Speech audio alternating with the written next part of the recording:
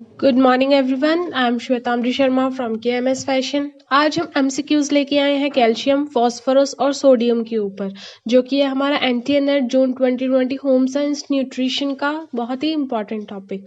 So let's start. Question number 1, RDA for pregnant women is. Pregnant women का RDA कितना होना चाहिए? 600 mg per day, 800 mg per day, 1200 mg per day या 700 mg per day? सो correct option है यहाँ पर हमारा 1200 mg per day. Second question match करना है इसके अंदर। ऑप्शंस दे रखे हैं ऑस्टियोमेल्शिया, ऑस्टियोपोरस, टेटनी, हाइपर कैल्सीमिया, रेचिटिक रोजरी। इन सबको ये क्या है साथ में हमें मैच करना है। सो कोड्स यहाँ पर गिवन है, आप देख लीजिए इस क्वेश्चन को और अपना आंसर इजीली नोट कर सकते हैं और बाद में टैली भी कर सकते हैं। सो करेक्ट कोड है हमारा ऑस्टियोमेल्शिया का backbone, pelvic bone, bones of leg damage, osteoporosis old age, tetany low serum calcium level, hypercalcaemia increase in blood calcium, rachitic rosary rounded projection on sides of ribs. आइए जानते हैं। ऑस्टियोमेल्शिया एक ऐसी issue रहता है जिसके अंदर बैकबोन, पेल्विक बोन और लेग्स की जो बोन है वो डैमेज हो जाती है, क्योंकि रिड्यूस्ड होता है कैल्शियम कंटेंट हमारी बॉडी में, जिसकी वजह से हमारी जो लेग्स है, हमारी जो बोन्स है, वो हमारी बॉडी का वेट नहीं उठा पाती। ऑस्टियोपोरोसिस एक ऐसी डेफिशिएंसी है कैल्शियम की जो ओल्ड एज में होती है। टेटनी लो सीरम, जब हमारा कैल्शियम लेवल लो हो जाता है उस इशू को बोलते हैं। हाइपर कैल्सीमिया, जब बॉडी के अंदर एक्सेस अमाउंट का कैल्शियम आ जाता है जिसकी वजह से ब्लड कैल्शियम इंक्रीज हो जाता है। रिचिटिक रोजरी, ये एक बेडेड लाइक एनलार्जमेंट होता है रिब्स के, जो हमारा चेस्ट में रिब्स होती हैं, ठीक है, उसके ऊपर एक बेडेड लाइक एनलार्जमेंट बन जाता है जिसे रिचिटिक रोजरी भी कहते हैं। Next question, rich food source बताने हैं कैल्शियम के। कैल्शियम के ऐसे सोर्स जो रिच हों। मिल्क, मीट, स्मॉल फिश, किशमिश, फेनग्रिक्स लीव्स, स्पिनच और रागी। सो करेक्ट ऑप्शन है यहाँ पर मिल्क, स्मॉल फिश, किशमिश, फेनग्रिक लीव्स एंड रागी।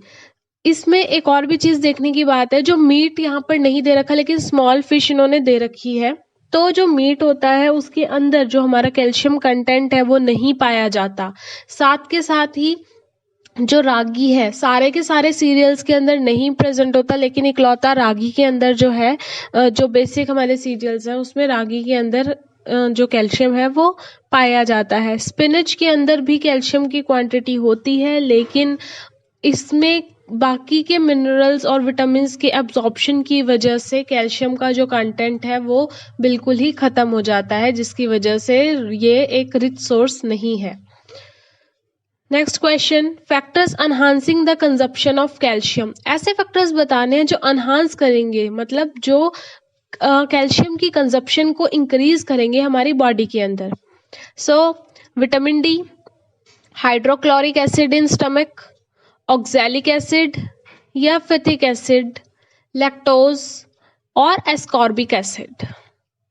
सो यहाँ पर करेक्ट ऑप्शन है वो है हमारा vitamin D, hydrochloric acid in stomach, lactose and ascorbic acid. आइए जानते हैं। विटामिन डी जो है वो इंक्रीज करता है अवेलेबिलिटी ऑफ कैल्शियम को और फैसिलिटेट करता है इंटेस्टाइनल म्यूकस के थ्रू कि कैल्शियम एब्जॉर्ब हो पाए। हाइड्रोक्लोरिक एसिड जो है स्टमक के अंदर, ये भी सॉल्युबिलिटी कैल्शियम की इंक्रीज करता है एसिडिक मीडियम बनाकर, ताकि हमारी एब्जॉर्प्शन अच्छी हो सके। पहले हम अपने ऑप्शंस की बात करेंगे। नेक्स्ट है फिफ्थ में जो लैक्टोज है, ये एब्जॉर्प्शन ऑफ लैक्टोज शुगर को स्लो करता है, जिसकी वजह से एज अ फूड, जिसकी वजह से जो एसिडिटी होती है इंटेस्टिनल कंटेंट की वो इंक्रीज हो जाती है और एब्जॉर्प्शन कैल्शियम का हो जाता है। इसका मतलब एसिडिक मीडियम के अंदर हमारा जो कैल्शियम एब्जॉर्प्शन है वो ज़्यादा होता है। एस्कॉर्बिक एसिड भी क्या करता है, इंक्रीज करता है हमारी कैल्शियम एब्जॉर्प्शन को। ठीक है, तो ऑप्शंस क्या नहीं थे, वो थे हमारे ऑक्सैलिक एसिड और फिथलिक एसिड। क्यों नहीं थे? क्योंकि जब वो कंबाइन करते हैं कैल्शियम के साथ और कैल्शियम ऑक्सलेट बनाते हैं, ये इनसॉल्यूबल सॉल्ट एब्जॉर्ब नहीं कर पाती हमारी बॉडी, जिसमें कुछ ग्रीन लीफी वेजिटेबल्स जैसे कि स्पिनच, अभी मैंने लास्ट पीछे क्वेश्चन लिया था, आप देख सकते हैं, उस क्वेश्चन के अंदर ये पूछा था कि कौन सी रिच फूड है, तो यहाँ पर स्पिनच आया था, लेकिन स्पिनच नहीं हो सकता। उसका यही रीजन है कि जो ऑक्सैलिक एसिड है वो इसको क्या करता है, ग्रीन लीफी वेजिटेबल के अंदर हमारी कैल्शियम की एब्जॉर्प्शन नहीं करता, इसलिए स्पिनच जो है वो हमारा रिच सोर्स नहीं है कैल्शियम का, नहीं रहता, क्योंकि हमारी बॉडी उसको एब्जॉर्ब नहीं कर पाती। देन है फिथलिक एसिड, ये फॉस्फोरस कंपाउंड है जो प्रेजेंट होता है आउटर ब्रान लेयर में होल व्हीट में।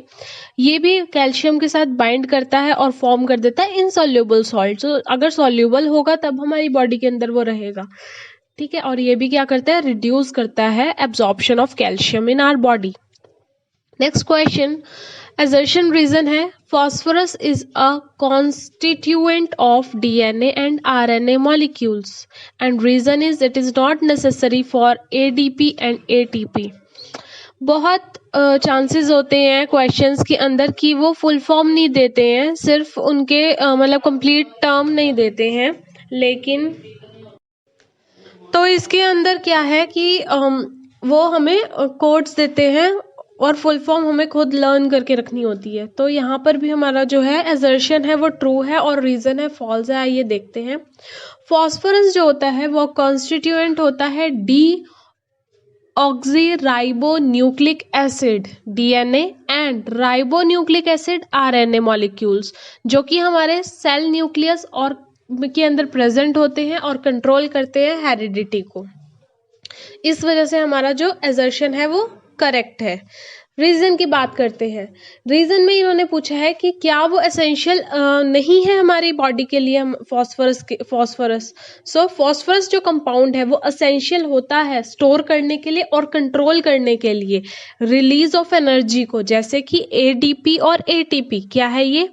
Adenosine diphosphate and adenosine triphosphate. ये जो कंपाउंड है ये कंटेन करते हैं हाई एनर्जी फॉस्फेट बॉन्ड और फंक्शंस को लिंक करते हैं, रिलीज करते हैं और रिक्वायर रहती है इनकी एनर्जी, ताकि एनर्जी जो प्रोड्यूस्ड हो रही है एक रिएक्शन से वो ट्रांसफर कर सके जिस भी दूसरे को नीड हो हमारी बॉडी के अंदर ही। इसलिए ये दोनों एसेंशियल है।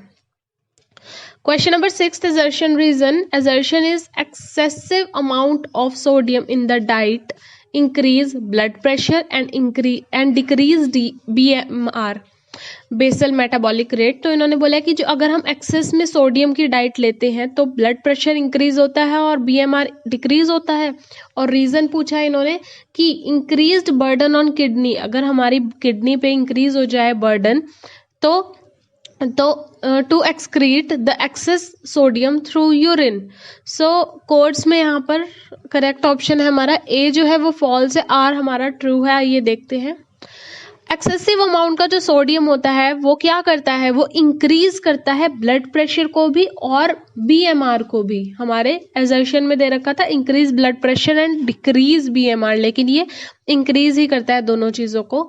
जो कैपिलरी वॉल होती है फिंगर नेल या आर्म की या चेस्ट की, स्किन ऑफ द चेस्ट की, वो थिक और कोर्स हो जाती है। जो ब्लड फ्लो होता है उन कैपिलरीज में से वो अड़ने लग जाता है और जो ब्लड फ्लूइड की रिटेंशन होती है जो ज्यादा हमें चाहिए होती है हार्ट, किडनी, लंग्स के लिए, वो प्रेशर एक्सर्ट करने लग जाती है इन ऑर्गन्स पे और ब्लड प्रेशर इंक्रीज हो जाता है। और इंक्रीज भी हो जाता है बर्डन किस पे, हमारी किडनी पे, to excrete the excess sodium through urine. ये भी कहा जाता है कि 3 से 6 मंथ ऑफ एज के बच्चों के अंदर भी अगर हम एक्सेस अमाउंट ऑफ सोडियम हो उनके फूड में, पहली बात तो उनका जो फूड होता है वो मदर मिल्क ही होता है, लेकिन स्टिल अगर उनको कुछ भी फीड कर रहे हैं तो मिल्क के थ्रू ही या लिक्विड सोर्स के थ्रू, तो वो भी ब्लड प्रेशर को उनको भी ब्लड प्रेशर हो सकता है as adults. So next question की हम बात करेंगे। Question number 7, describe the function of sodium. Sodium के फंक्शन डिस्क्राइब करने हैं। ऑप्शंस है to maintain the osmotic pressure, second in regulating the acid base balance, for the contraction of muscle, maintain body neutrality, for the metabolic processes. So यहाँ पर भी इनके codes given है। अब देखते हैं क्या है इसका आंसर। फर्स्ट सेकंड थर्ड का यहाँ पर मतलब है कि to maintain the osmotic pressure, osmotic pressure को मेंटेन करना, रेगुलेट करना एसिड बेस बैलेंस को, और साथ के साथ कंट्रैक्शन ऑफ मसल्स को। सो अब सोडियम जो होता है वो मेजर कॉन्स्टिट्यूएंट है एक्स्ट्रा सेल्यूलर फ्लूइड का, जो कंट्रीब्यूट करता है मेंटेन करने के लिए एक तो वाटर बैलेंस को और एक ऑस्मोटिक प्रेशर को। तो यहाँ पर हमारा ऑस्मोटिक प्रेशर क्या चीज हुई कि हाइड्रोस्टैटिक प्रेशर होता है जो सॉल्यूशन के द्वारा एक्सर्ट किया जाता है semi permeable membrane for a pure solvent. ये एक हमारा बैलेंसिंग सिचुएशन होती है जिसमें वाटर बैलेंस होता है और ऑस्मोटिक प्रेशर बैलेंस होता है। इन regulating the acid base balance, इसमें एसिड बेस बैलेंस भी बना के रखना होता है, जैसे कि sodium together with other minerals जैसे कि कैल्शियम हो गया, मैग्नीशियम हो गया, पोटेशियम हो गया, make extra cellular fluid basic in reaction, while other ions such as chloride, phosphates and sulfuric make it acidic. For the contraction of muscles, ये muscles की contraction के लिए भी important रहता है. Sodium along with other molecules help to control the accessibility of the nerve tissue, the contraction of muscles and permeability of the cell wall.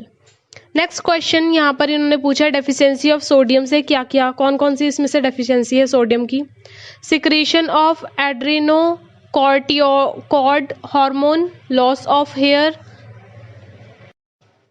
Sweating, growth retardation, swelling and loss of body hair. So correct option है वो है हमारा इसमें secretion of adrenocorticoid hormone, loss of hair, sweating, growth retardant and loss of body hair.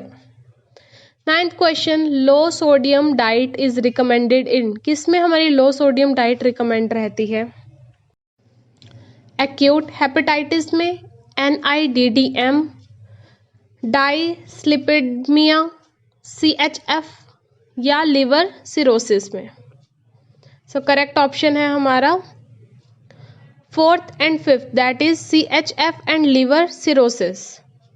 सो क्या है ये है congestive heart failure is a chronic progressive condition that effect the pumping power of your heart muscle. And liver cirrhosis क्या होता है, ये एक ऐसी स्टेट होती है फाइब्रस की, स्करिंग की लिवर के अंदर, जो क्या करती है लिवर की डिजीजेस को कॉज करती है, जैसे कि हेपेटाइटिस और chronic alcoholism. Last question for today is increasing order देना है अकॉर्डिंग टू सोडियम कंटेंट पर 100 gram. Bacon, soya sauce, eggs, table salt, butter. So correct option है हमारा सबसे ज्यादा जो यहाँ पर रहता है वो हमारा रहता है टेबल सॉल्ट में 38,000।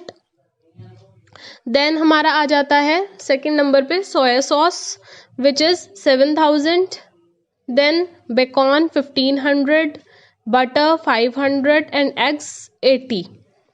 सो ये थे आज के हमारे 10 क्वेश्चंस।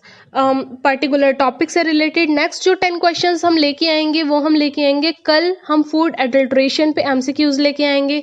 एक और भी इजी टास्क है कि आप लोग, हम आपको पहले ही बता दिया करेंगे कि कौन सा टॉपिक नेक्स्ट डे आ रहा है, आप उस टॉपिक को भी एक बार गो थ्रू कर सकते हैं, रिवाइज कर सकते हैं और नेक्स्ट डे उसके पर्टिकुलर टॉपिक से 10 क्वेश्चंस को अटेम्प्ट करके देख सकते हैं कि आपका वो टॉपिक कितना ज़्यादा क्लियर है।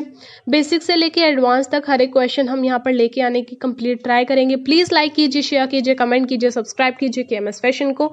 Till then goodbye, have a nice day.